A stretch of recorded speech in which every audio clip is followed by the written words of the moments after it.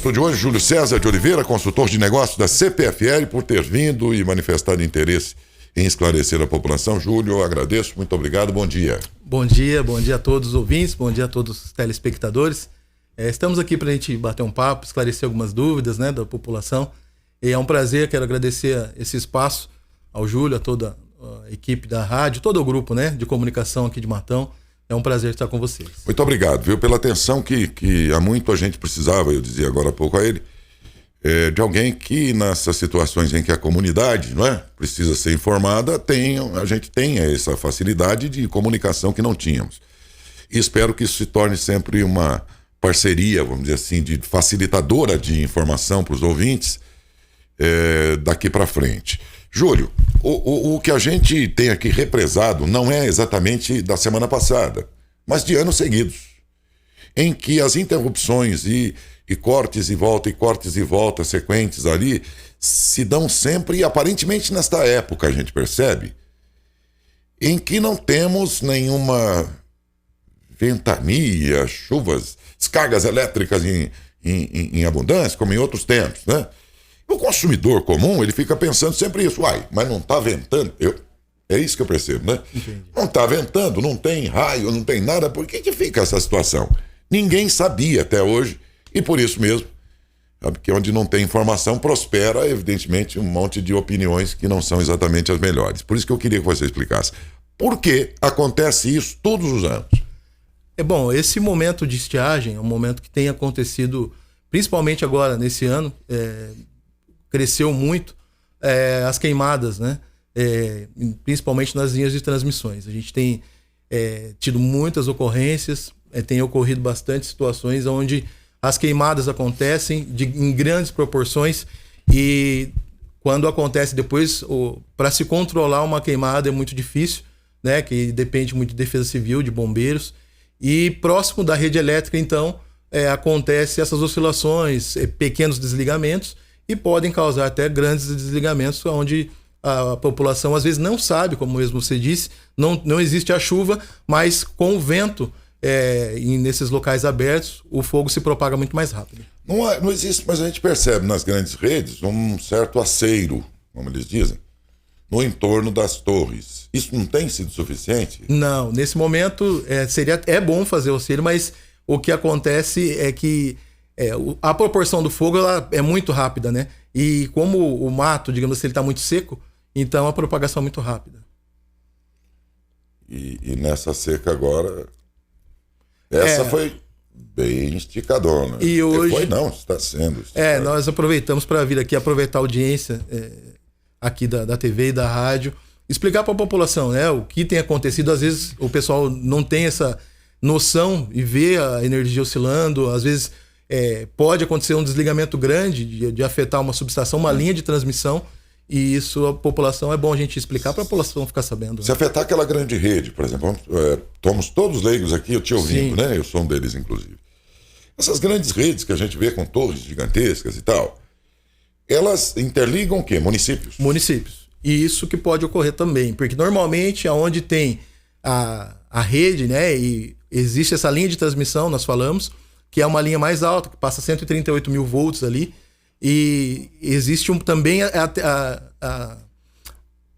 o fogo ele não precisa chegar próximo ao cabo, né? Pela tensão ser muito alta, a proporção dele tem um espaço que se ele chegar já começa a causar oscilação. O fogo não precisa atingir não, fisicamente? De fato, fisicamente não. Se ele chegar, o calor chegar próximo a uma... A gente fala do arco voltaico, né?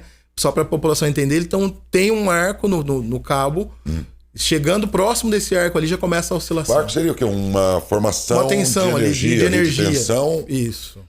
E a gente que é leigo olha o cabo e acha que tudo se resume ao cabo. Ao cabo. Mas não. No entorno dele existe um campo preenchido. Um campo, isso. Quanto maior a tensão, a voltagem que passa ali, o arco é maior também. Ou seja, então o fogo ele não precisa estar tão alto para começar a oscilação.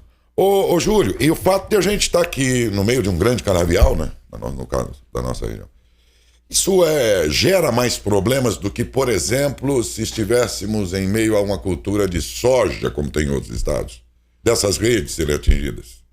Lá daria menos problema do que aqui.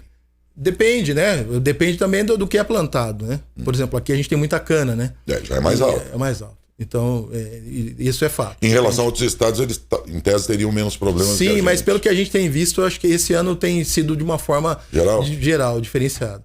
E como aqui. Tem o mato também, né? Na nossa região aqui, né? Vamos falar de Dobrada e de Matão. Foram sequências, né? E a gente tem falado com o poder público, tem conversado com os prefeitos, com os vereadores e tem passado a situação também e nos colocado à disposição, né? Tanto para a comunicação aqui, como para a gente auxiliá-los também de alguma forma. É imprevisível. É imprevisível. Às vezes, uma das dicas aí, vamos falar assim, né? Tem muita gente, por exemplo, que fuma um cigarro, né? Joga uma bituca de cigarro fora, ainda acesa, pode começar ali. Nessa época. Tem gente também que pode ser proposital ou não. E não tem nada que, além do que vocês já fazem. Aliás, o que vocês já fazem para prevenir, pelo menos dentro daquilo que pode ser prevenido, porque as forças da natureza, às vezes, nem, por maior que seja a sua prevenção, eu falo sempre, né? O fogo, a terra, o ar e a água, meus amigos, são componentes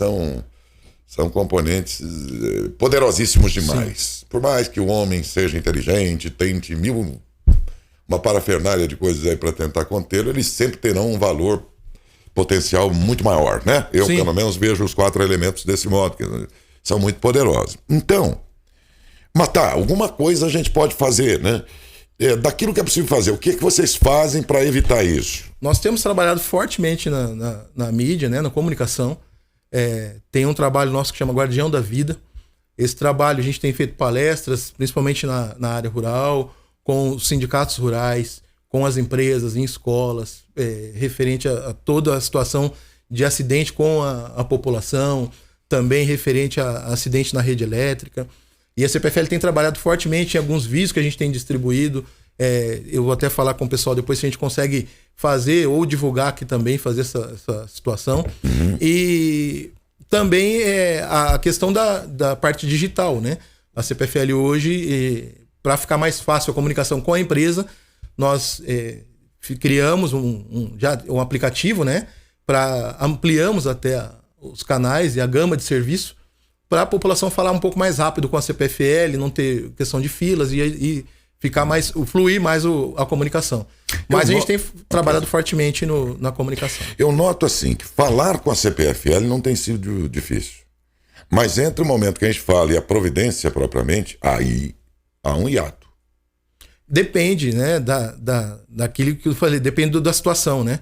Nessa situação nossa que a gente está falando no tema hoje de queima, não cabe só para a CPFL uma gestão, né? A linha ali, a área de servidão, a CPFL tem, que é a da linha, porém o gerenciamento referente às queimas, a gente pede uma ajuda também dos bombeiros. Normalmente os bombeiros chegam antes, a Defesa Civil. Então, assim, é uma equipe, e inclusive quero agradecer muito. A gente tem uma parceria muito grande com a Defesa Civil, com os bombeiros de todos os municípios. Tem sido muito parceiro nesse momento. Bom, aqui vamos falar também do ponto de vista do consumidor, que até então, e até que você dissesse isso, eu não me lembro aqui de ter sido informado a respeito disso nos anos anteriores. Confesso a você que por mais que a gente tentasse, era difícil saber por que isso acontecia. Eu diria até que em anos anteriores acontecia mais ainda do que tem acontecido aí nesses últimos dias. E aí muita gente ficou nesse negócio de vai e volta, queimou minha geladeira. Estou dando um exemplo aqui de entre tantos casos cujo objeto do eletrodoméstico queimou era outro, tal, mas peguei um exemplo da geladeira. Como é que fica esse consumidor numa situação diante disso? Se a CPFL diz, olha, a queimada é involuntária no nosso caso, não somos nós que estamos tendo fogo, mas o consumidor diz, mas eu também não tive aqui esse prejuízo. A quem o consumidor recorre mediante que procedimento para ter o ressarcimento de prejuízos? O consumidor, ele pode, se ele se sentiu prejudicado, ele pode entrar em contato conosco através do 0800, através dos nossos canais de atendimento e solicitar uma análise, né? Ele passa o dia, mais ou menos a hora, a gente analisa.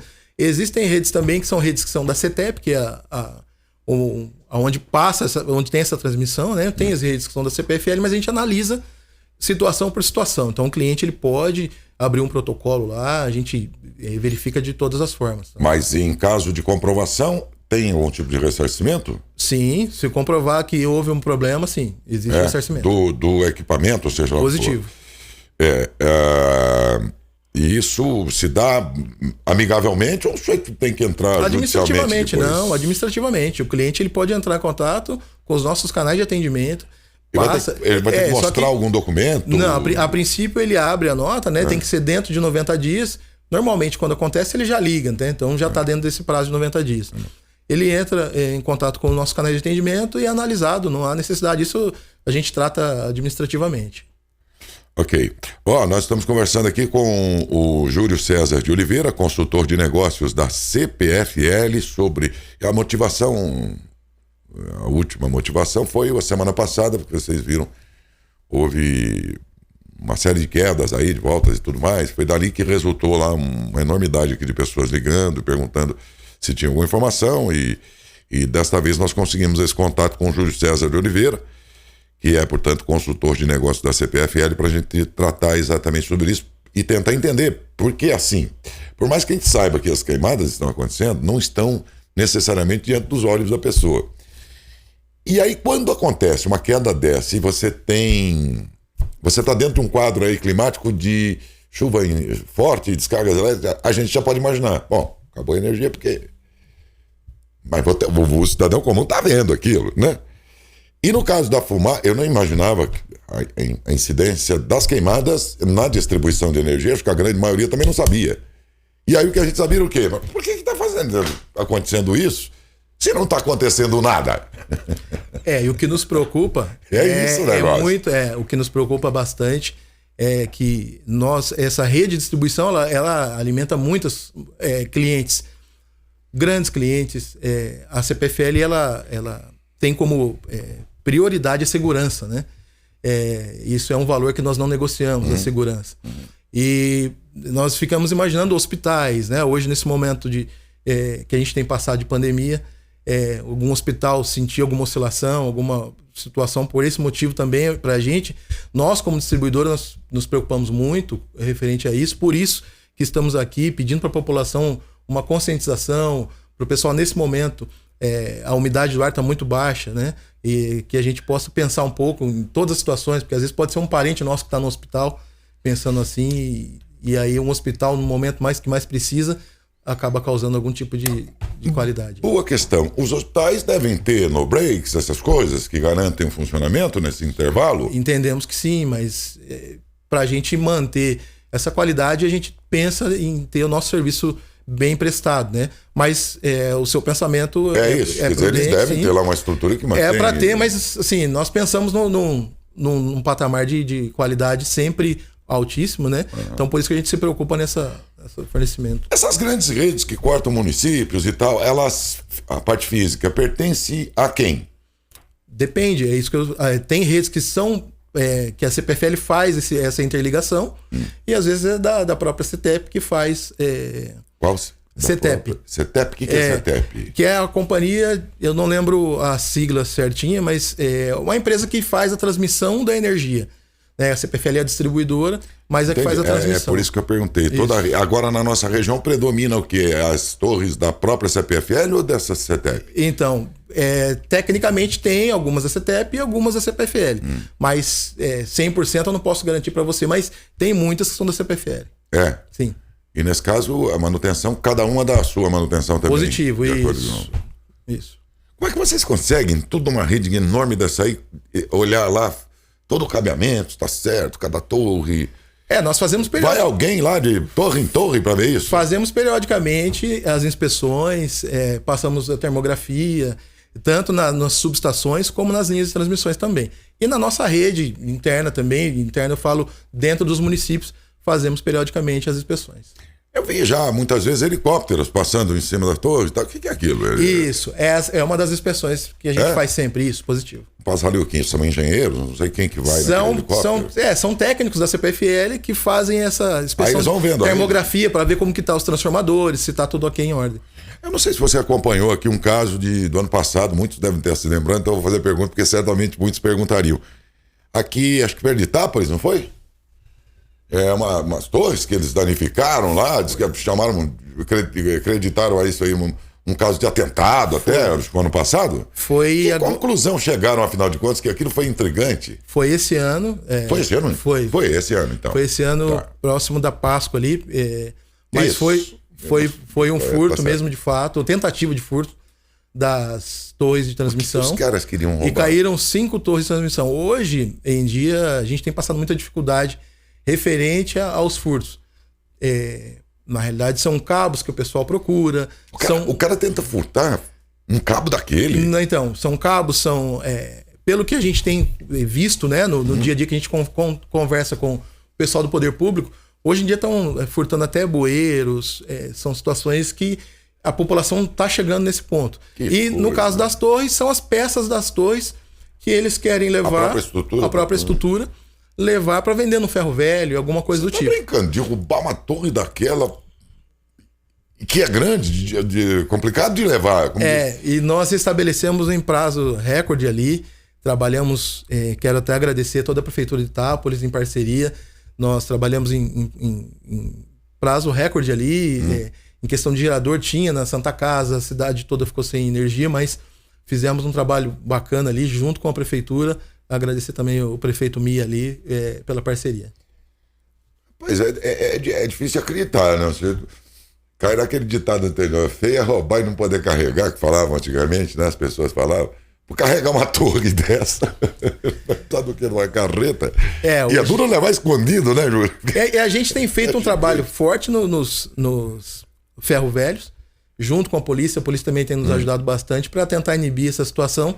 Mais uma vez, eu enfatizo na segurança da população referente a isso e na saúde também, né? Você viu o que aconteceu na época, né? Você lembra que o hospital lá de Itápolis estava cheio, todo o hospital, né? Todos os hospitais estavam, mas o de lá também cheio de pacientes com Covid, né? Olha a bagunça que os caras fizeram, né? Esse momento, já no momento sem pandemia, já é difícil, né? A saúde, a gente tem visto que muita gente precisa de um hospital. E no momento da pandemia acontece uma coisa dessa. Olha lá, a gente resgatou imagens aqui, ó. Lá daquela época, quem tá com a gente pela TV e pelo Facebook, olha o que os caras fizeram, velho. É muita ousadia, né? Você diria que é muita ousadia ou muito... ou medo nenhum de perder a vida? Eu acho que é ousadia, os dois, porque ali são 138 mil volts. Uma descarga dessa? Não, é fatal. Ali não tem... Pode ser que ele fique com alguma sequela, não. Ali é fatal. Então é ousadia mesmo. Olha, aquela época o mato ainda estava verde, gente. Estão vendo aqui ao fundo lá, o canavial verde, coisa que não se vê mais, né? Só fez piorar de lá para cá. Mas aí eu vejo, por exemplo, nesta região, por essas imagens aí, que há um acero ali, ó. Né? Sim. Entre uma plantação de cana-torre e o outro lado dela, tem um baita de uma cera enorme, não sei quantos metros ali, mas sim, mas esse momento, como a gente diz, né? Por ser cana, eu acho que não sei por... Aí eu posso até estar falando alguma situação diferenciada aí, mas por ser cana, eu acho que a propagação é muito rápida, o vento, e aí, assim, tem momentos que nós tivemos, por exemplo, na região de São Carlos, um incêndio que ficaram 4 dias os bombeiros tentando apagar. Então, assim, são situações e situações, né? Eu apagar vi aqui, na usina na região lá de do Bru ali. Região de Agudos, lá nós mostramos semana passada que o fogo no canavial, e eis que de repente entrou um redemoinho no meio do fogo, mas ele dava cada lambida, se é que a expressão melhor é essa. Muito a propagação é muito rápida. É muito fogo. E aí pegou, tanto que pegou os caminhões que estavam trabalhando lá mantendo as chamas, e 2 operários machucados, queimaram os caminhões todos, quer dizer, e eles não estavam tão pertinhos assim, que o redemoinho deu muito imediato e eles não conseguiram se defender ali, nem defender. Agradecer às prefeituras também, viu? A Prefeitura de Dobrada tem encaminhado os caminhões-pipas nesse momento, então assim... como a gente fala, né, é uma prestação de serviço para a população e as prefeituras têm nos ajudado também. Que coisa. Olha esse fogo aí que estamos mostrando. Cada imagem dessa aí, olha lá. É muito alto. É muita coisa, gente. Muita coisa. Bom, então, até que venham umas chuvas e esse clima não mude, ou pelo menos a semana passada, as razões seriam essas queimadas. Se acontecer de novo nesse período, continua sendo esta a razão? Olha, a nossa rede ela é aérea, né? Hoje não existe rede subterrânea no Brasil. Dificilmente tem alguma ou outra.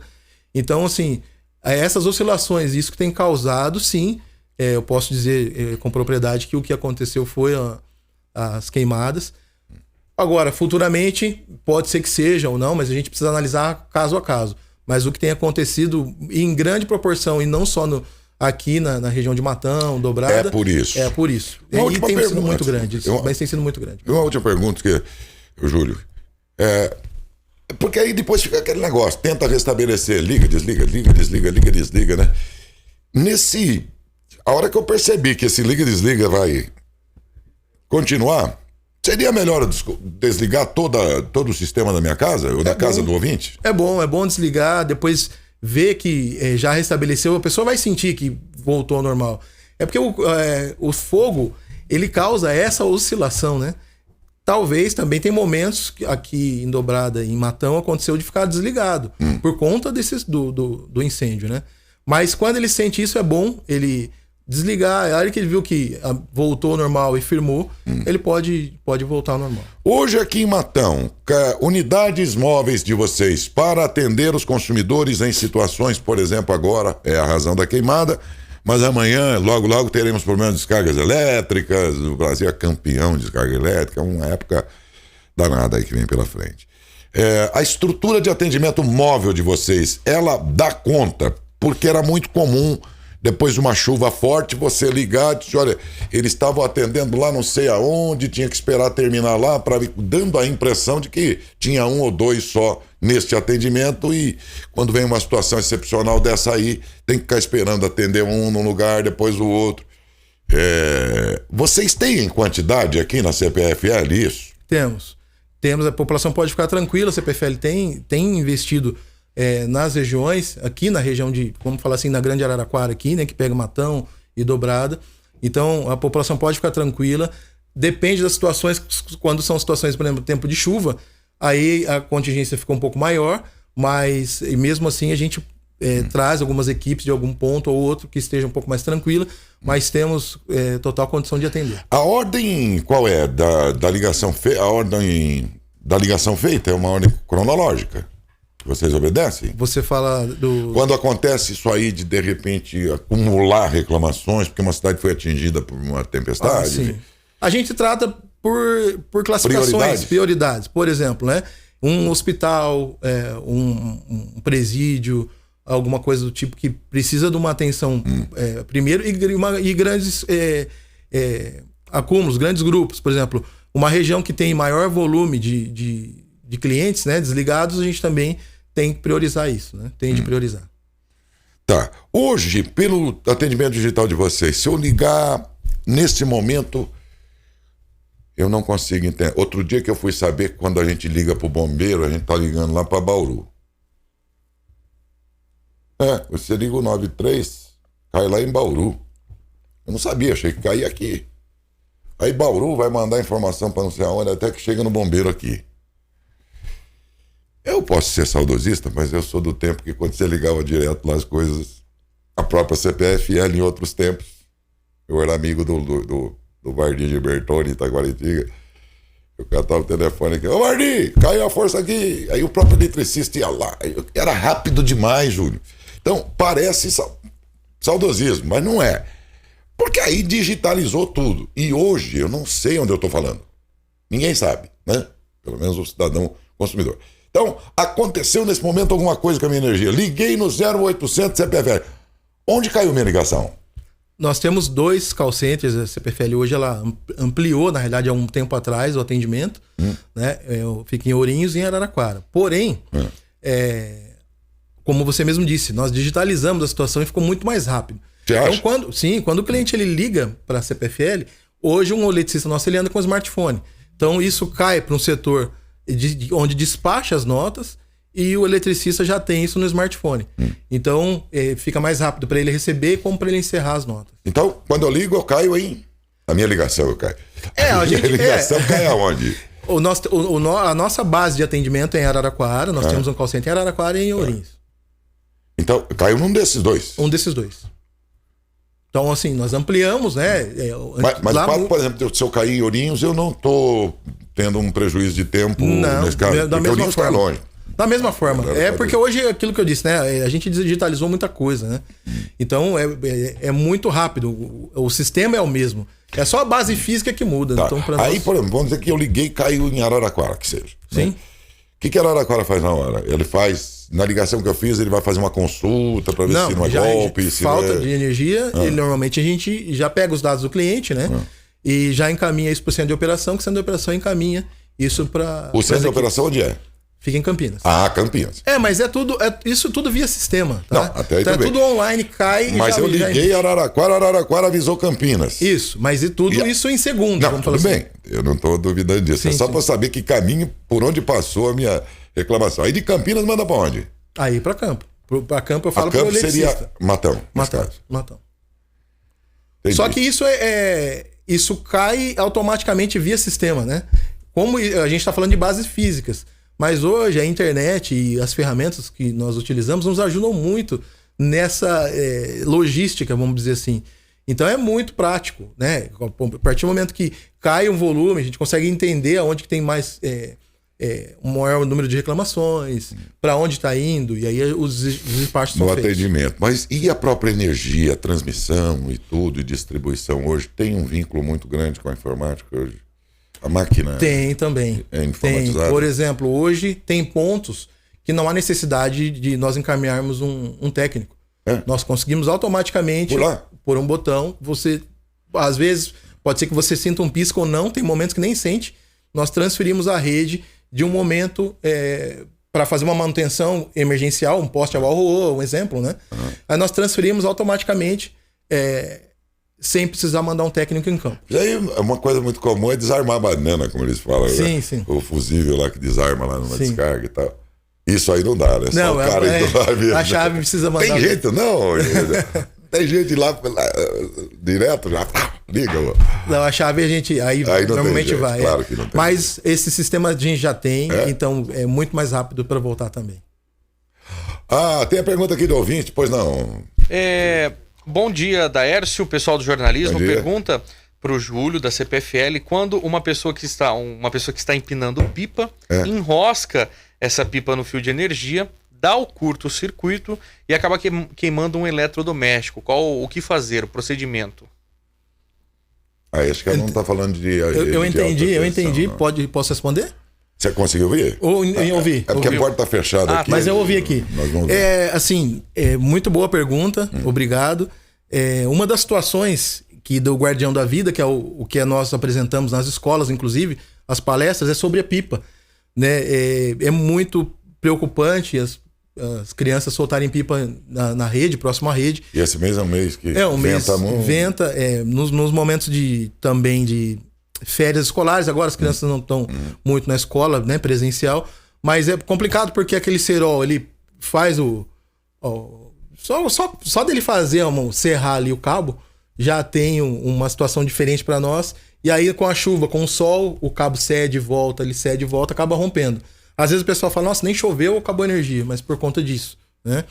E o cliente, ele pode também, da mesma forma, se o cliente, de qualquer momento, ele se sentir lesado referente à falta de energia e queimar qualquer tipo de aparelho, ele entra em contato conosco e abre a nota também, passando o dia e a hora, o momento. A hora, mas não tem como dar exata, mas a gente consegue puxar depois. É umas brincadeiras, né? Esse negócio de cerol também já deu, né?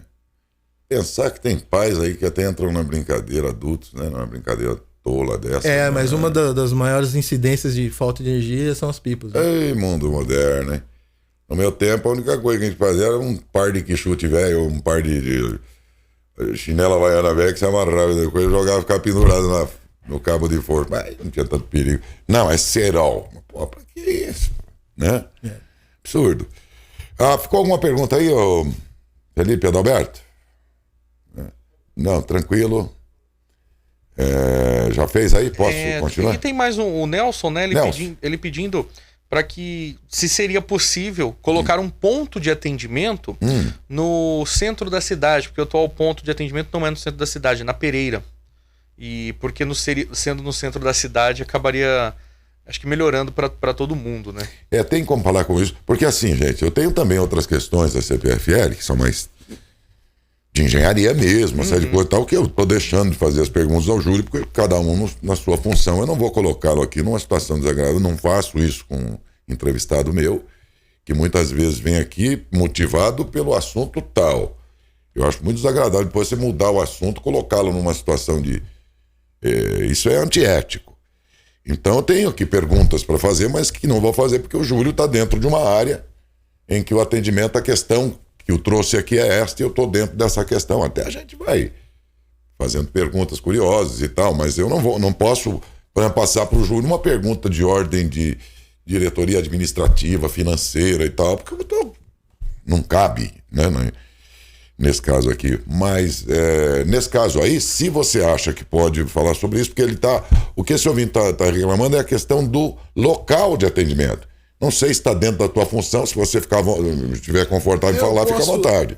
Assim, a gente pode levar isso para a direção, né? Para a gente verificar onde, na Pereira onde é o hoje. melhor pôr. Na Pereira hoje, então, né, Felipe? Isso. O escritório de vocês. Mas aí, assim, o que a gente tem, é até bacana, a pergunta dele também, obrigado pela pergunta, o que a gente tem trabalhado fortemente é no WhatsApp e também no aplicativo, né? Hoje, a CPFL ela tem procurado tirar, vamos assim, a população de uma aglomeração, né, possível, e trazer isso para a pessoa ficar em casa num conforto maior. Então nós procuramos trazer uma gama maior de serviços no aplicativo. Lembrando, o aplicativo é CPFL Energia, a pessoa pode baixar nas lojas virtuais, né? E ele pode ter uma gama de serviços ali que fica mais fácil para ele não ter essa aglomeração. Então já ajuda. Muito bem. Júlio, é verdade que a tendência e a tendência é que cada vez mais o atendimento digital automático, toda essa parafernália, substitua o atendimento físico. Mas também é verdade, eu noto isso nitidamente, um inglês adoraria que tudo fosse automatizado, porque ele não é muito de querer conversar. Mas nós estamos no Brasil, onde o cara gosta de dar um tapa no ombro do Goa, de cumprimentar, de tomar um café, de conversar. Não que isso não vai impedir que tudo também vá ficando digitalizado.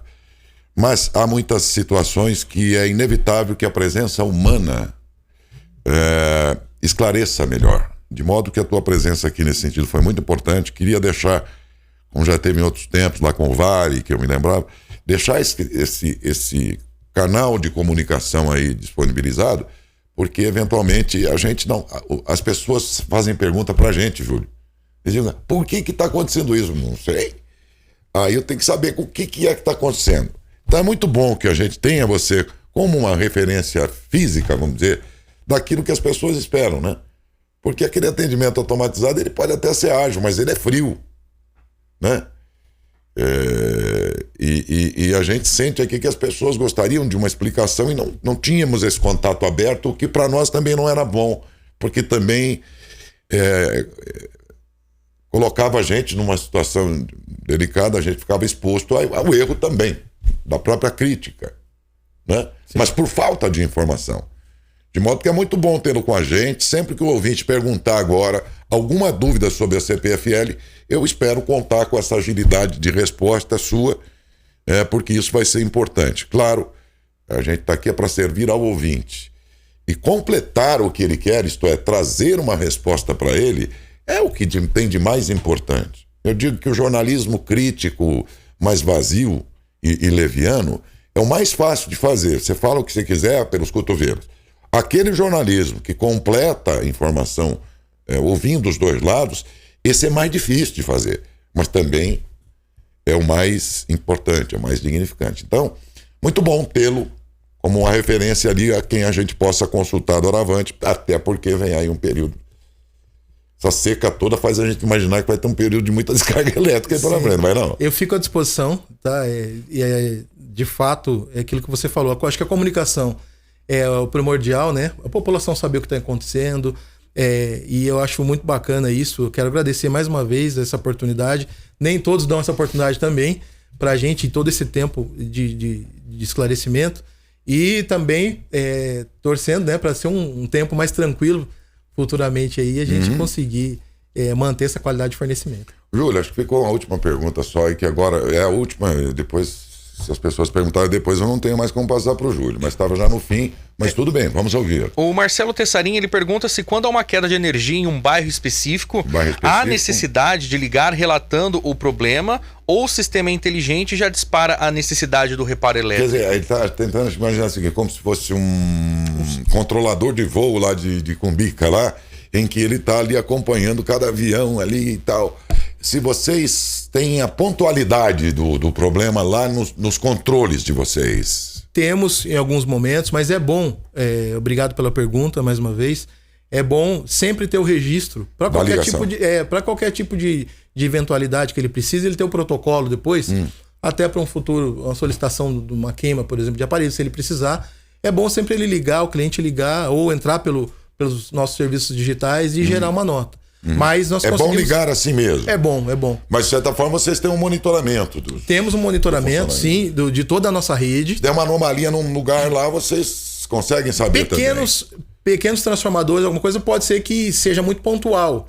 Tá, mas em grandes proporções conseguimos sim, de fato. Tá. Por isso que é bom sempre registrar, até pra gente ver o volume, a quantidade e a coletividade do serviço que é necessário. Porque aí depois disso você estabelece a prioridade de ir lá para arrumar. Positivo. Que você disse. Positivo. Lá, né, naquele caso. Tá bom. Obrigado, Júlio, mais uma vez, viu? Obrigado. Grande abraço a todos.